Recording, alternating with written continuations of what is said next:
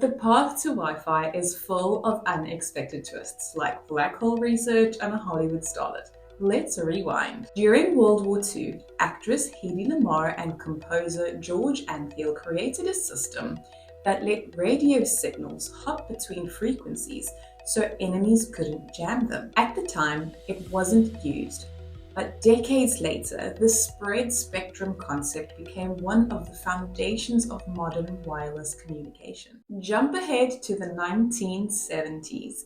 At the University of Hawaii, researchers built Aloha Net, a wireless computer network linking machines across islands using radio waves. It was crude, but it proved that you could ditch the wires and still stay connected. And that's just the seed that would eventually grow into Wi-Fi as we know it today. The IEEE set the first standard for wireless local area networks, 802.11, launched in 1997 with a blazing 2 megabits per second. That may sound laughable today, but it was revolutionary then. Meanwhile, in Australia, something remarkable was happening.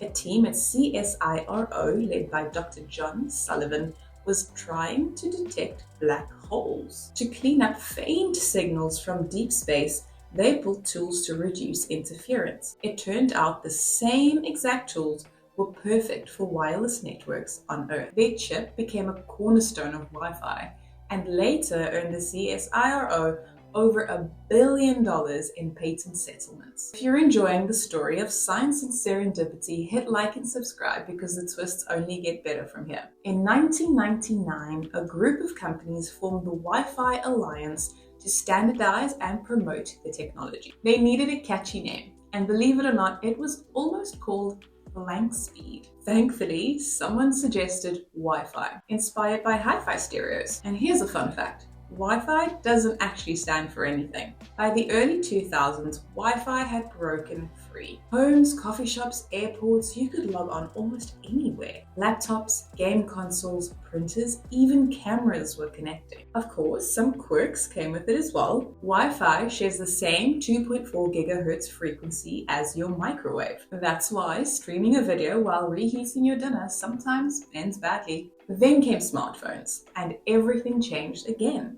Wi-Fi became the gateway to the internet in your pocket. And as devices multiplied, Wi-Fi kept evolving. Soon, the Internet of Things exploded. Smart fridges, thermostats, watches, all tied together by invisible waves. Today, Wi-Fi generates over $3.5 trillion in economic value every year. It powers remote work, online school, e-commerce, and even healthcare. And it's still not done evolving. Wi-Fi 6 and 7 promises more speed, better stability, and support for crowded homes full of devices. But the future might look even stranger.